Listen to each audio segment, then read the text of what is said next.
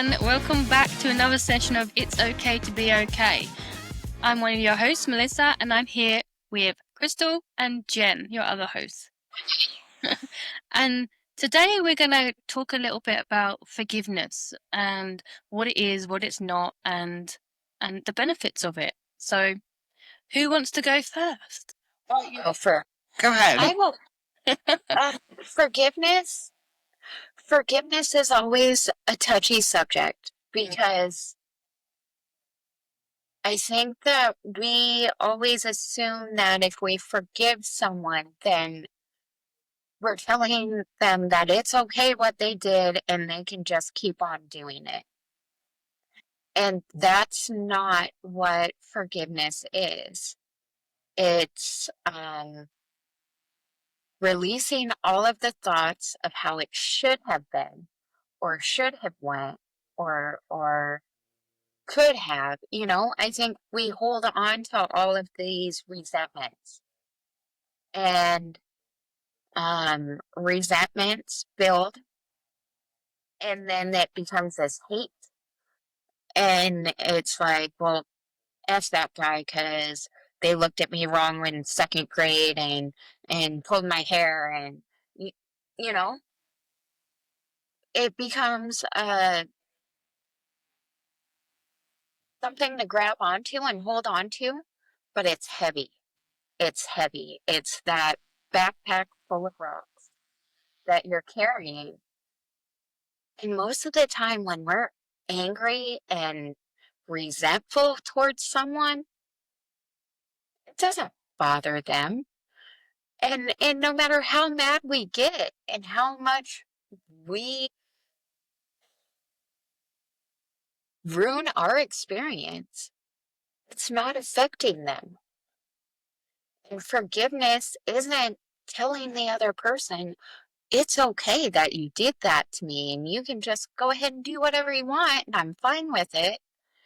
It's, dude, that was bullshit, whatever, but you don't get to control me. That isn't going to make the decisions later in my life.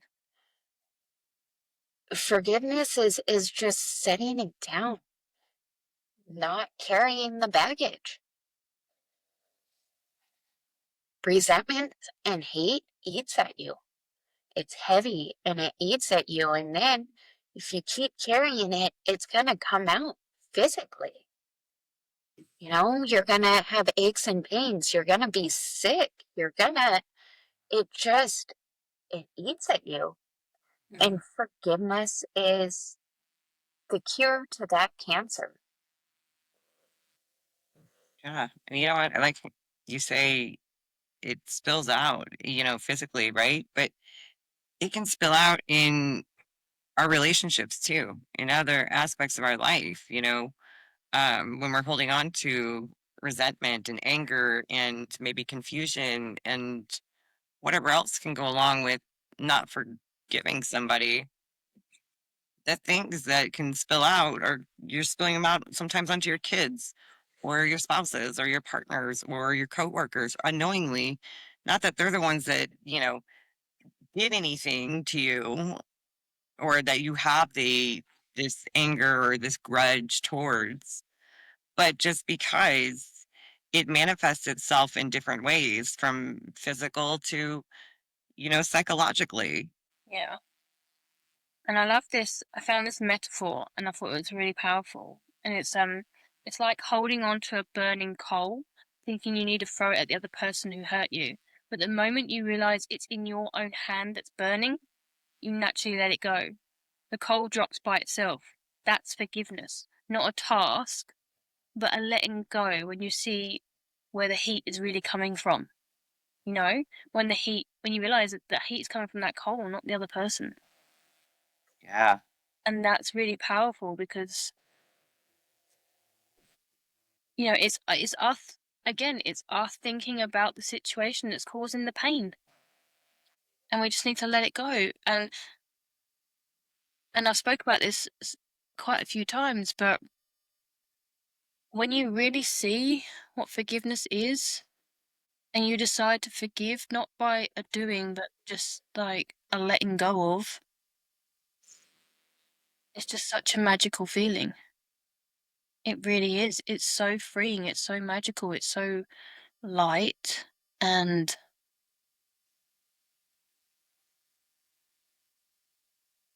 it's freedom. And I've said that so many times, but forgiveness really, like, I am such a big one for forgiveness because I know what it feels like when you really truly forgive. Like, I don't, since then, since I forgave my granddad,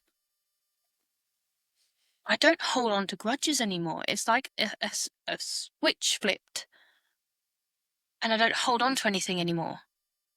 Like, nothing. Nothing makes me angry or resentful or anything anymore. Like, if someone cuts me up, I'll be like, but then I'm like, oh no, they're just in there thinking too. And that's another thing as well. Like, when we realize that everything is thinking and we're just in our thinking, and our behaviors come from our thinking. When you forgive, you realize they're just in there thinking too. They're just human. They're just acting from their own thinking. And then you kind of have this compassion. Like, I'm not saying that what they did is right. Like, what my granddad did to me was not right. But I can see him as a human being in his own thinking, in his own little tortured thought bubble. And he was so down in that spiral that he couldn't see anything else. You know, what he did was not right, but I have compassion for him because for someone to hurt someone else, they must be so low down there. And that is torturous for themselves as well. And the way and the reason they hurt other people is because they're in so much pain, they're in so much darkness that they're trying to get out, and that's the only way they know. It's a bit like, you know, like, this is going to go quite dark, quite deep, but it's like quite a lot of some men, for instance, will go and harm women. And sometimes when you look at it, it's because their mum abused them. You know, and it's not about just going back, but it's just learning about these people that we disregard as bad and evil and stuff like that. But when you have this compassion, when you have this forgiveness, when you have this knowing of what's causing behaviors and stuff, you just see a human being acting from their own thoughts. And forgiveness then becomes easy. It's just effortless. Well, and I think a big thing that we overlook so much is forgiving ourselves. Mm. You know, we have to, as much compassion as we have for other people, we need to give that to ourselves. Because more times than not, we are our biggest critics.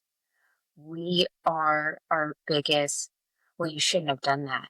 You ruined everything because you said this one thing.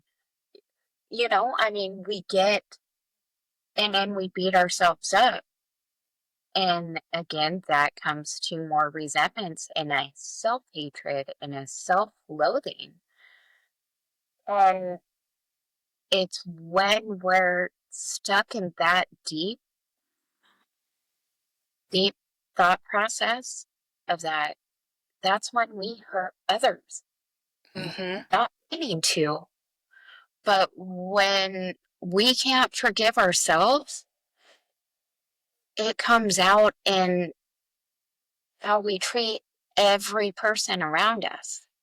And Yeah. if you have kids, that's what you're teaching your kids. Now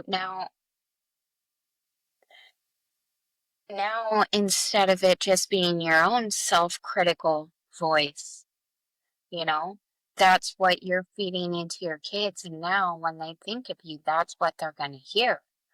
And it's this, yeah, like you were saying, hurt people. And if you can't forgive yourself, you're hurting yourself. What Jen said was gonna pretty much what I was gonna lead into, kind of where you touched on it, but go just a little bit deeper there, right? So forgiving ourselves, right? Like if we do not have the capacity to forgive ourselves, then we don't have the true capacity to forgive someone else. You can't give away what you don't have. So if you don't have forgiveness in your heart, if you say your forgiveness isn't genuine or authentic, it's more, yeah, I forgive him, but you don't. You're holding that grudge silently to yourself, and it's poisoning everything you do, your thinking, your behaviors, and whatnot. It is definitely to forgive yourself, I think, is first and foremost. Not saying, not saying like if something bad happens to you that you need to be, oh, I forgive myself for allowing this to happen. Not saying that. I'm saying that inside of us, nobody's perfect as far as people make mistakes. Yes, mistakes are different levels. There's heinous crimes, and there are just telling a lie, making up something about somebody else, right?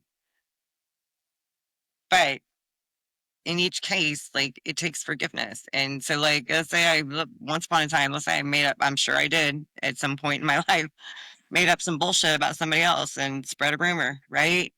Not giving two craps what it does to that other person, meaning I know that's outside in, but not caring what they think when it gets back to them, how they take that in and internalize it. So the whole point there is like, if I can't now, too, especially in the awareness that I have forgiveness for any actions that I've done, innocently or not innocently, then I cannot expect to have the capacity to extend that forgiveness to somebody else. Does that make any sense to you guys? Does, but so mine was a bit different. So I found that the more I forgave other people, the more I forgave myself. So I know I'm quite often the opposite way round from everything else, but yeah, because obviously like I went through this stage where I forgave. I, I don't know if it's that case. I think maybe I just felt real forgiveness. Maybe that was it. I just when I forgave him, I felt the real power of forgiveness, and then that there was maybe just like a ripple effect of everything else. I think once I felt that, everything was easier. But yeah, it was weird because I forgave him, and then I forgave other people, and then it naturally flowed that I had nothing to forgive for myself because there was nothing to forgive. You know, it just it gone. And okay, so I did find this forgiveness thing, and I'll read it out because I thought it was really quite powerful. But forgiveness isn't something you do. It's what naturally happens when you see that the hurt you're holding on to is made of thought, not reality. When you realize the pain, resentment, or betrayal you're replaying is being kept alive by your current thinking, not by the event itself, it begins to dissolve on its own. There's nothing to forgive when you see that the other person, just like you, was acting from their own misunderstanding of life, trapped in their own thought created illusion. And Sydney Banks once said, the moment you see that both you and they were living in a thought created reality, compassion replaces resentment and forgiveness is no longer needed. And I feel like I felt that forgiveness was no longer needed. Like it just wasn't needed. There's no other words to say it. So I've lost my thought. Go ahead.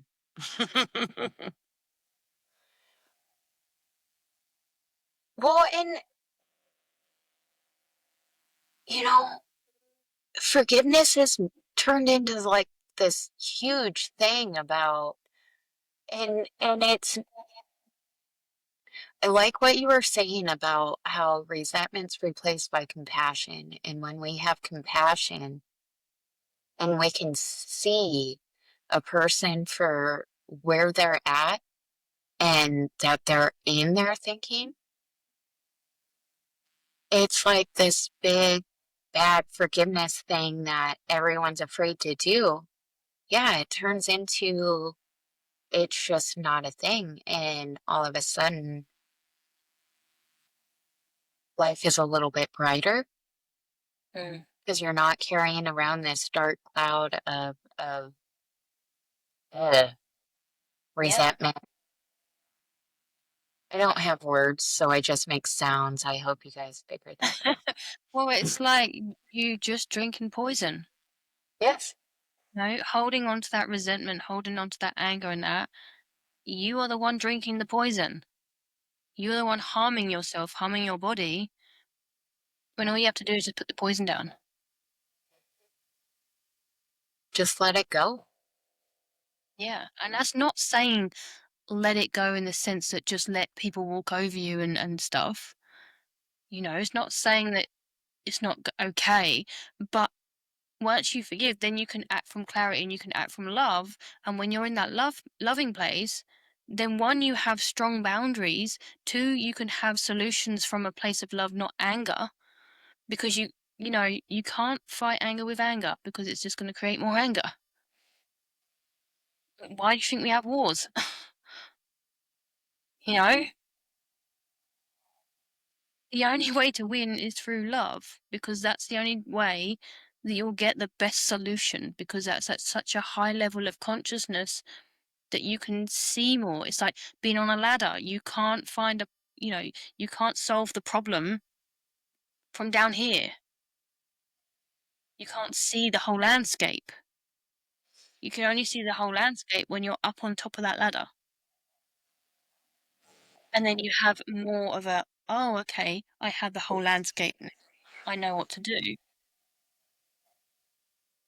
And that being up there, that's from that place of love. Yeah. Love and forgiveness go hand in hand. They really do. So I still don't remember what I was going to say before. But yeah, I mean, I don't know. Maybe it's because I have never been much of a grudge holder. So it's not to say I've never gotten mad at people. Of course I have. It's just, I was one who forgiveness almost came natural to me, if that makes any sense.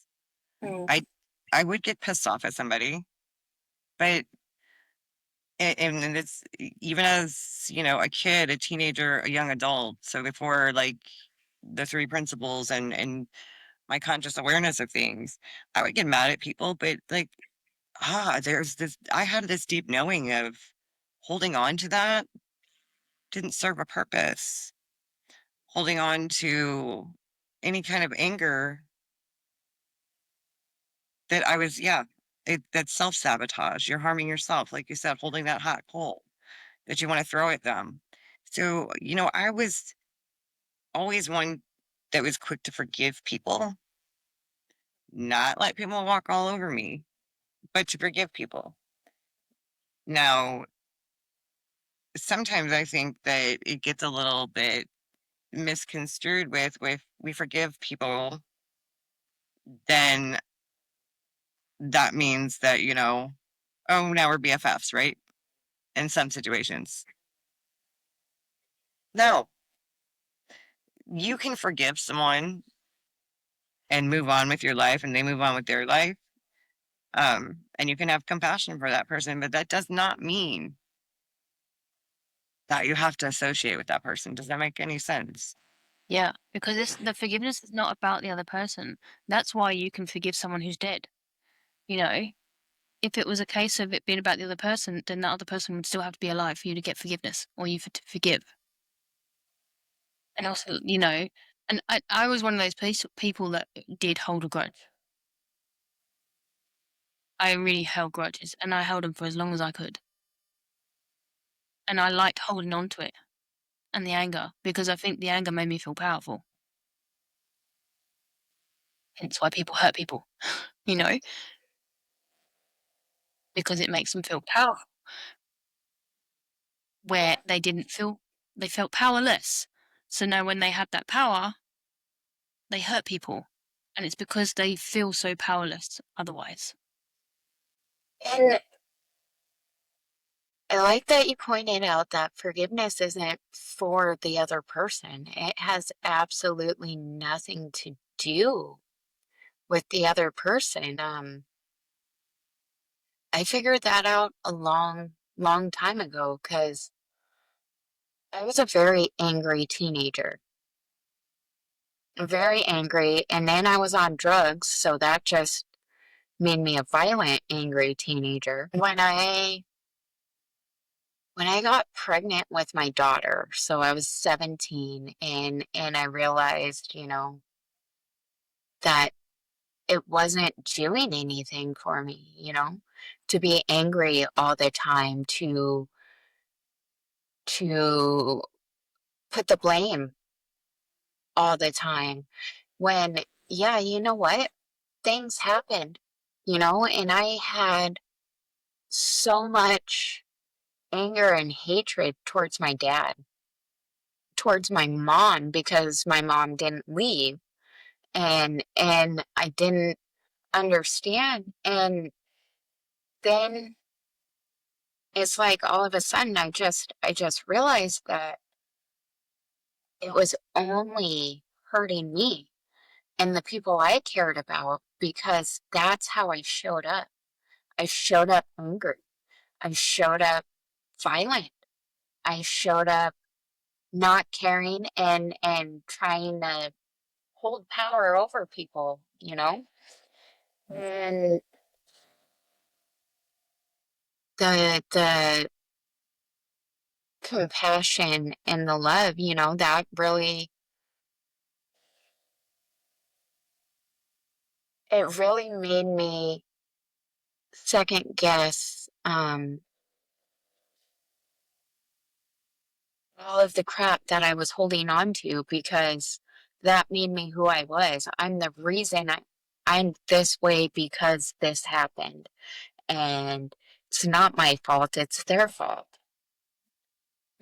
But as soon as I became accountable for that, soon as I became accountable for the anger and the hate that I carried, it was easy to let it go. Yeah. I I love haven't that. talked to my dad. My children will never ever be around him, but I don't carry the hate. I don't carry the anger because I have this gratefulness that I am not as lost as he is, that I don't have to live in his mind and deal with the shadows and the demons and the bullshit that goes on in there. But I was creating my own environment like that by holding on to that hate and not being accountable for how I was feeling. So it's like as soon as I became accountable for what I was feeling and where I was at, that forgiveness just was almost automatic. I just let go of it. I let go of that hate. I let go of that anger because that's not what I wanted to give the world. But I had let it consume me to the point that that's all I was able to get. And Yeah, I love that. And I forgiveness, love like, yeah, go ahead. yeah, no, what you were saying, like, I love the accountability and like sometimes when we're holding on to hate and resentment and stuff like that, we think it belongs to them, but actually that's our hate, our Yes. frustration. It's ours, you know? And the misconception is that, well, it's pointing to them, so it must be theirs. It's their fault. It's they caused this. But it's not. That hate is mine. And I'm responsible for that hate. Yes. And we feed it. Yeah. Yeah, I love that. Like when you look at like I've literally just it's just like even though I've done like so much work on forgiveness like that, I've literally just got an insight on that and like I could just really see it now. Like that hate, that frustration, that's my responsibility. It's mine. It's my energy. It's like a little energy in my body and that belongs to me and what am I going to do with it? Right. Am I going to feed it or am I going to starve it? Because who's it serving being there? Nobody. Doesn't serve anyone. Yeah, I love that. Yeah. And again, it's that emptying out of all the rubbish, you know, clearing the bins out, which creates so much space for so much more. Yeah. And better things. Yeah, just eat an M&M. I'm gonna fill mine up with M&Ms. I think that accountability you're talking about is a huge aspect of it, you know? And we are responsible for ourselves, how we feel, how we act, how we behave, you know? So to be able to see that the hatred or the anger, the rage, whatever that you're holding inside. For me, yeah, I was an angry teenager and a angry young adult, and I'm angry. Well, it doesn't matter. It stopped eventually, right? But the accountability of seeing that that was me, okay, and that was a little different though, coming from a place of insecurities, not because I felt that this person had wronged me, this person had wronged me, or whatever. My anger came from different places. And then I was the type of person that I would lash out or take my frustration, my anger, my insecurity out on other people. So, yeah, when I say forgive yourself, I think that's because that's where I had to do like the most of the forgiveness was starting with myself. If I Mhm. didn't start with myself, then yeah, I don't think I could have understood forgiveness as much as I do if I didn't start here. If I started outside of me and saying, okay, well, I forgive that person and that person, obviously different subjects, but if I started outside of me, I don't think it would have landed the same. For me, the forgiveness had to start inside. And that's just, human beings and the fact that we are all different and we all have a different perspective on whatever the subject is, even though we can come to the same conclusion on forgiveness. Mine started with me. Mhm. I had to forgive myself for not liking myself. So, I love that. And I love like the ripple effect it has as well. Like when I did all the work on forgiveness, I then actually went and messaged a bunch of people that I've hurt in my past. And I just messaged them and said, look, you probably don't even remember this, but I do. I know that I hurt you. I'm sorry. And I actually got such a beautiful message so there was this girl in high school that, I bullied sometimes. And again, it's because I wanted to fit in with the popular group. So I like joined in. And I messaged her and she messaged me back and she said, you know what? You're the only person that's ever apologized to me. Thank you. And I was just like, do you know what? This forgiveness is just feels good, you know? On both ends, like forgiving and apologizing. I didn't apologize because I felt like I needed to, like I'd already forgiven myself, but I just felt inspired to do it. And then I messaged so many other people that I'd hurt in the past, and everyone was just so, like, grateful for it, you know? And some of these people we'd left on bad terms years and years ago. Yeah. I just thought I'd share that because, like, when you're in that space, like, again, when you're in that space, when that space is empty, you get inspired to take some action. Beautiful action. Hey fuckers, quick pause real quick. We need some subscribes, likes, comments, and don't forget to share this with everybody that could use this. Thanks. Back to the show. So before you guys, like before coming to this understanding,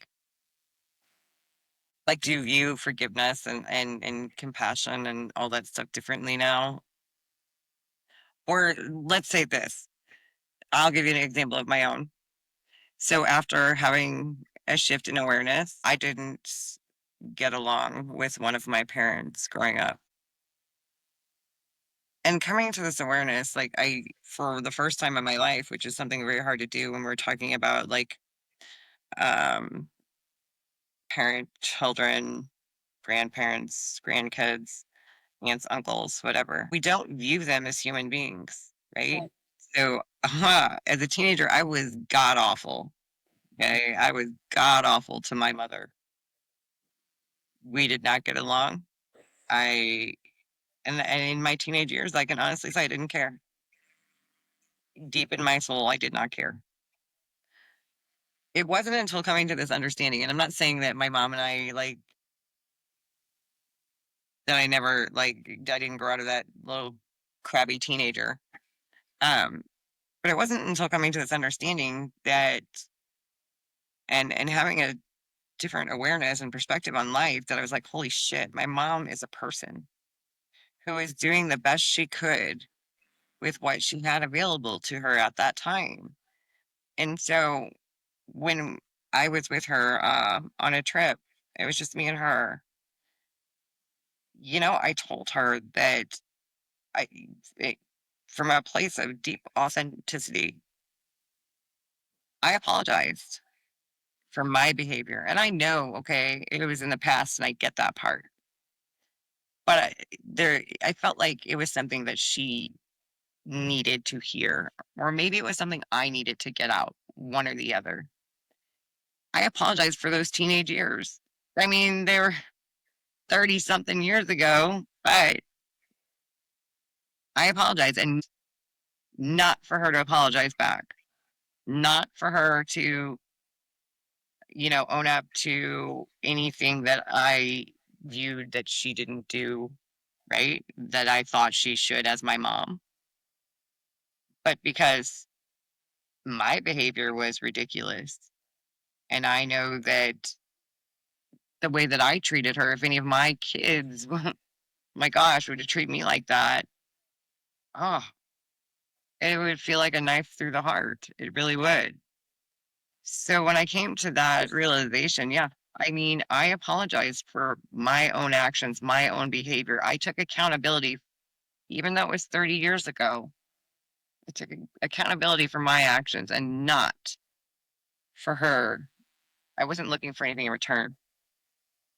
It was just to say that I was genuinely sorry for the way I had been and for the things I had done. So I don't know. Like I said, a lot of the forgiveness that I had to do was internal. I don't know. Felt like I Yeah. should share that. I love also as well, like, I can't remember where I heard it, but there was someone saying, like talking about parents or anyone really. If you had their same upbringing, if you had their same thought systems, if you had their same beliefs, if you had their same, like everything was the same, you may sit here and say, I would have acted different, but you wouldn't. You would have acted exactly the same as them.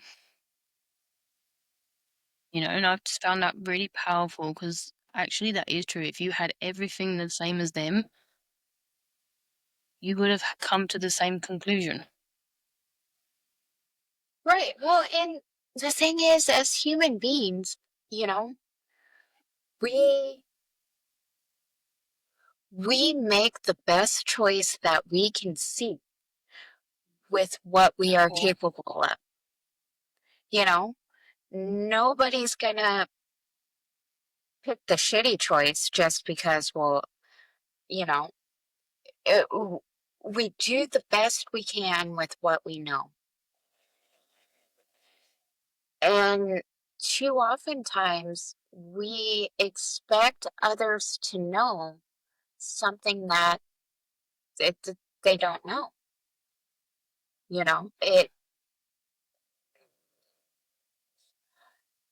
Trying to think of how to explain this, but I kind of lost it. So I'll think for a minute. Sorry, guys. No need to apologize. I get what you're saying. I lost it too. But like with parents or even with our children, okay, when our children make a shitty choice and it's like, what were you thinking? What would possess you to do this? But with the state of mind that they were in, it was the best choice they could see. That's what we have to remember. We will grab onto the solution from where we can see. And if our consciousness is lower, if our mind is fast, if we are stuck in our own storm, we can't see very far. Mhm. So, probably not going to make the best choices because you can't see very far in front of us. You're just going to grab the first thing that's there. And we get Exactly. mad at And I love. people. Go ahead, sorry. No, go on, go on, go on. Oh, just, Oh, no, I you're good, go. Love it. okay. No, I was just gonna say, Melissa, you got the floor. I love what you said. Like when you said, like, what were you thinking? And we say it so many times, but we don't realize what we're saying. What were you thinking? Actually ask the question, as in, what were you thinking? What was going through your mind when you did that? So that I can understand where you come from. But instead, we say it in a judgmental way. What were you thinking? And we don't even realize our own wisdom when we're asking the question. Yes. What were you thinking? And when just Yes. asking that question, what were you thinking? The behavior is a result of thinking. Yes. So what must they have been thinking to do that behavior? Because no one does something like that or anything, like you're saying, deliberately. It's just that that's the choice they got. And when we understand where someone is coming from, when we understand the thought bubble that they're in, then we can understand their behavior. And then we don't have to act from anger because we understand it. And then we can guide them to a better way, or we can show them a different kind of thought process instead of disciplining the behavior, because that's not going to change anything. The behavior is the last thing that's happened. And, and then that's where more and more self hatred comes from because we discipline someone's behavior and we tell them that they're wrong. And then they Mm-mm. internalize that. Yeah, and then When, shame, and then yeah. yeah, Innocent when programming. really, if we can be like, well, yeah, you made a shitty choice and now you got to sit where you're at, but let's look at the thinking that got you here and how we can change that. Mhm. Can you Yeah. imagine the difference that would make? I've talked about that with somebody before about if this was just taught at a much younger age, Mhm. what a difference would it make if this was something that was just kind of implemented into the school systems too, in the grade school years or early years. Ah, Grade Yeah. school, I think that teachers should learn this, you know. I trouble kids. Let's take this to group homes. Let's take this to the high schools and middle schools. Let's take this to the special ed teachers and just the regular teachers too. You know, it doesn't matter where you're at. This is the solution. That's the crazy thing about the three principles. It doesn't matter what your situation, how far deep you're in it, or how old you are, or what you like to do. None of that matters because all of that is just content. Mm-hmm. You know, I was doing one of my classes yesterday and we were talking about like separate realities and how those are formed and how we each have this foundation of our beliefs and our morals and the action comes from what we listen to. And just learning that all of that, our beliefs, our moral, it's all just thought. It's all thought. So it's not solid. It's not real. But below that, and the funniest thing is that the realest thing around you can't see, touch, hear, taste, smell, you know, because it's formless. And that's where we get caught up. Because what is real and there always guiding us can't be seen, can't be measured. And I'm not even sure where I was going with this.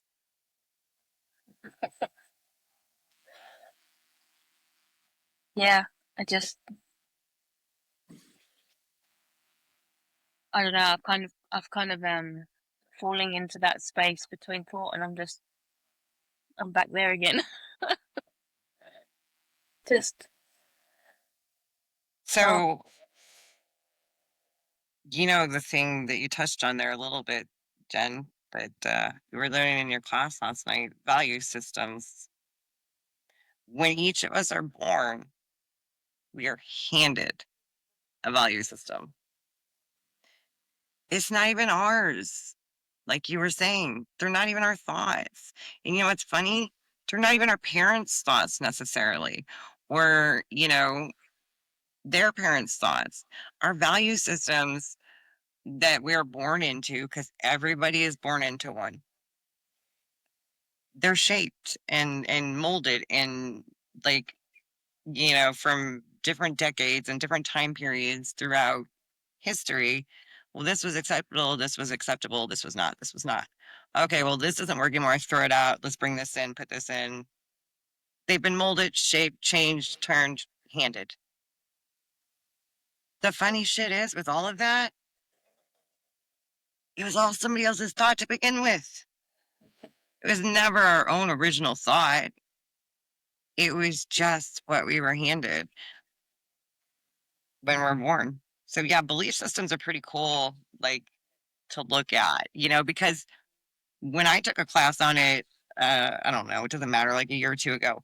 Um, it was really cool because when I looked at like how they broke down by the decades, like, and they started with the 1900s, 1910s, so on. Oh my gosh, I could see stuff from like my great grandma who was born in like 1910 that was handed to me in my belief system that as growing up, I believe to be a truth because that's what I was taught. So I found their belief systems can be really interesting, especially when you dissect them a little bit and see like how ancient is that belief. I think it's good to do that out of curiosity and fun, Yeah. but knowing that, again, that is just thought in this very moment. Even that, like thinking that it's come from that far, is still just thinking. And Yeah. like I know what you mean because it is fascinating. Well, and you have to think lots and lots of people are handed hate. They are taught hate. I know that's what I was taught. I was I was taught to be racist. I was taught to hate. I was taught to not trust anybody. I was taught that. Do I believe that? No. But I had to be able to see that those weren't mine. That wasn't mine. Someone tried to give me that, and I didn't have to pick it up. And before I knew that, And we can drop it at any point. yes, you know, and then to just be aware of it, because sometimes it comes up, you know. For example, the man's the money maker. So when money gets tight and I get stressed or whatever, why is it that I look to my husband and I'm like, why the fuck aren't you working more? We need more money. Like, this is your job. Like, no, dude. No, I'm just as much a partner. That isn't even my thought. That it's his job to make the money, but it's a thought that got handed down and passed down that when pushed and put in a tight situation, grab onto it because, hey, it's not my problem now, it's yours. Fix this. I love that accountability aspect again. It's not my problem. Mm. Yeah. And it's theirs. Can't possibly be mine. Well, and I'm horrible because it, like, yes, I have a car. I drive it. I do that. But guess what? Checking the oil, that's not my job. You know, and I get that that's a thought process. And I do it now, and I do it, but it's funny how many thoughts aren't even ours, but are just so automatic. Well, it's just a case of like we've thought it so many times that we don't have to be consciously aware of it anymore. It's like learning how to drive. You learn how to drive and you have to remember all the things. You have to remember indicator, the gear stick. Well, I mean, you probably guys are automatic, but the gear stick, looking in the mirrors, and you have to remember all this stuff. But then as soon as you become used to it, you're still thinking about doing it, but you're just not consciously doing it. You're subconsciously doing it. You Mm-hmm. know, and it's the same thing with beliefs. A belief is just a thought that you've believed over and over and over and over again. It's easy to just it's on autopilot. But how do you know if you're having an autopilot belief? How do you feel? If you're feeling shitty, you know that you're having some kind of thought. You don't Yes. need to go into the thought. You just need to know that okay, I'm having a shitty thought. That's probably one I'm thinking every day. I used to think I was stupid all the time. And if it comes up now, I'm like, hi, bye. I'm not stupid. And it will keep coming up. Like if you've had a thought that you're thinking, like especially if you've like had a thought since you were a child and you've had it every day and it's on autopilot, and then you try and get rid of it, it's gonna keep trying to test you. Like you say, Crystal, we get tested. Have you really got rid of it, or are you gonna believe me again? And it's our responsibility then, in that very moment, in that now moment, to like, I'm not going to believe you. Because as soon as you believe it, it's just going to go on a loop again. Well, and it's also our responsibility to pay attention to what thoughts we're believing. Because some of them were given to us so little, because, yeah, sorry, something just popped up and it distracted me. It's so automatic. We just it comes to the surface when we don't know what to do, and that's just, we believe it. And a lot of times it's in believing those thoughts that were given to us, those thoughts and beliefs, and that creates so much content that we have to forgive ourselves for. I also think as well, Go ahead. like, so a lot of my previous work was all about going backwards, going back into the belief, trying to find the belief, trying to find the thought that was causing the belief. And I feel like now, how do you find a belief that you're believing? It will come to you when you need to know. You know, if you try to take an action and you're feeling resistance, you know there's a belief there. You don't need to know what it is, though. You just know that you're feeling resistance. And so, how do you go through it? Well, you allow yourself to feel the resistance instead of running away from it. And sometimes you have to take action through the resistance in order to get rid of it. But it's that moment that you try and take an action and you feel that uncomfortableness, that resistance, that whatever comes up that is not letting you flow into that action that you want to take, then you know that there's a belief under there somewhere. That's how you know that you've got a belief. Like, I don't feel like you need to go and try and search for it or find the belief. You just, it happens in the now. Like, when you're ready to release that belief, it will come up. Yes. If you're quiet enough and not trying to search through and figure out what belief it is, it'll come up. It'll show Yeah. itself. And like I said before, Go ahead. yeah. And like I said, sometimes before, like, when you go through that resistance, it will show up straight after. Ah, that's what I believed. Yeah. Another thing with that too is when we have a belief that comes up that's unconscious, okay, that, yeah, like I said, we're given to when we're born, meaning we are starting when we're born into the belief system, we're being programmed from birth by our parents' belief systems, grandparents' belief systems, teachers' belief systems, peers' belief systems, all of them. But at the very young ages, yeah, it becomes unconscious, like you were saying, Melissa, just like driving. At first, there might be effort, but even with belief systems, not so much sometimes because you're being programmed before you even have a conscious memory of it. So these beliefs come up and all this stuff. And another way to just kind of recognize, yeah, like you said, is the whole feeling. And when it doesn't feel right, when something comes up, a belief comes up, and recognize how you recognize it's a belief that's not true. If that comes up, if it's in direct violation with your moral values, your actual true core values, it will, a red flag will go up every time from your unconscious, from whatever you want to say, will come up every time because that belief is bullshit.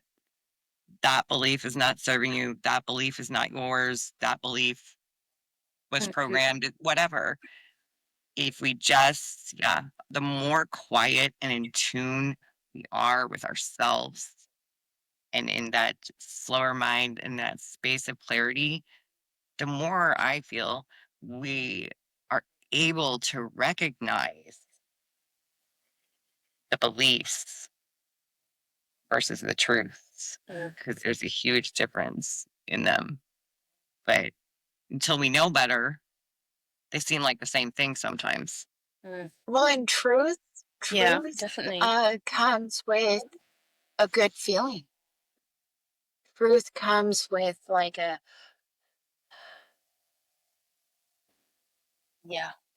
And that was the same like yet earlier today. listening, you go. Like with earlier today, when I said to Dave that I was in when the parcel would come and I wasn't, that went against one of my really core beliefs, which is honesty. And again, like you were just saying, Jen, truth comes with that. And even though that it would be uncomfortable to tell the truth, I got that feeling because it was going against my value to lie. Like, I hate lying. I hate it. It makes me feel horrible. I have a bad And memory, so I'm not a good liar.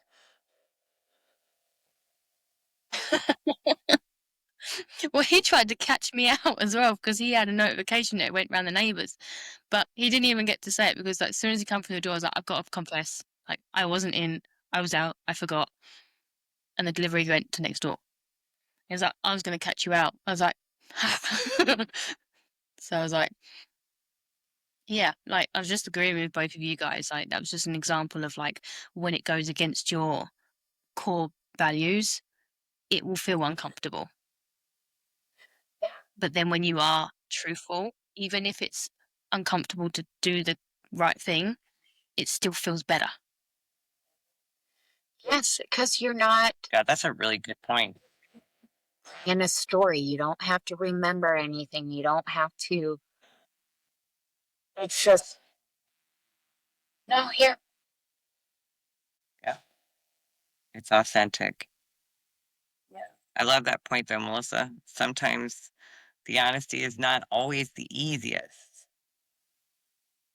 but once we speak that truth or release that truth, then it's like, yeah, it does feel so much better, right? It really does. That was a great point because, well, I think Jen might have made it too. I don't know. Love it. I don't know. Are we done? I always say on my other podcast, there's always a good stopping point. Oh, yeah. So go ahead, Jen. Yeah. Well, I was just saying we're at like just about an hour. I think that that feels like a pretty good stopping point. Yeah, and leave you viewers to kind of think about that and yeah, Just sit with it. just sit with it. Allow it to kind of sink in. Don't overthink it. Just yeah, because Yeah. it really is powerful when you're really truly aligned with your core values. It's an amazing feeling. Like one of my, like I was saying, one of my values is honesty. And sometimes as a people pleaser, I would lie. Like for instance, if someone was like, "Well, do you want to meet up?" and I'm like, "Oh, I'm doing this." I wasn't. I just didn't want to go. Even with that, like now I'm making the direct effort to not fib, to actually just be brutally honest. And you know what? It does just feel so good. Yeah, because you know what? You can say no to somebody in something in a situation, and it doesn't have to come from a place of like, hatred or frustration. It's okay to say no, and we forget that sometimes. We want to, as people pleasers, we want to say yes to everybody and everything, and of course I'll help you, and of course I'll do this, and of course I'll do that, and ah, when we just put up those boundaries and yeah, say, you know what? No, it Mm, doesn't really, don't have to make anything up. Just spew out the freaking truth. I don't feel like it. Yeah. You know how many times I say that? I don't feel like it. Because if I don't feel like it, I'm not going to. And I'm not going to give you some bullcrap lie of what I'm going to be doing instead. I'm just going to straight up say, I don't feel like it. It has nothing to do with you. yeah. It's And the just thing me. is, you notice as well, like people respect you a lot more. Oh, yeah. Yeah. People know when you're lying. Like I know when someone's lying to me, and I'm like, I hate it. Just tell me the truth, you know.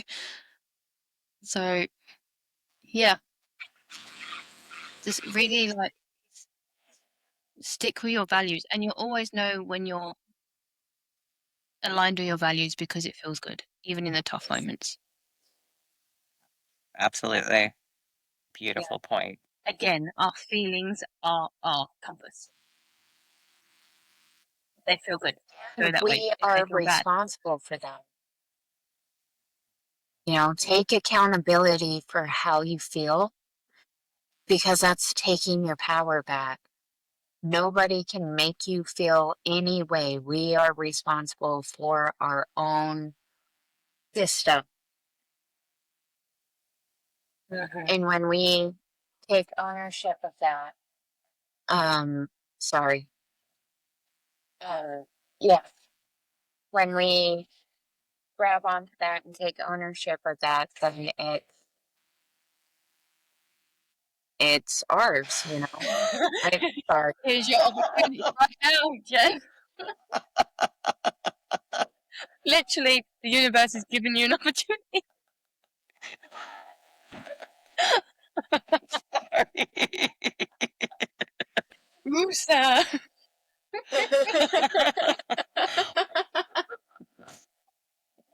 Oh, okay. Oh, sometimes So laughter is the best medicine.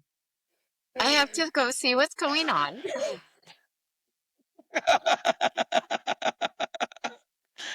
Okay, Jen. Okay, so we're going to leave it there today. I think it's a good place to leave it. Absolutely. Thank you so much for watching today. Don't forget to subscribe, comment, share with other people. The more this gets across, the more people can be happy. Literally. And we will Bye. see you next week. See you later, everyone.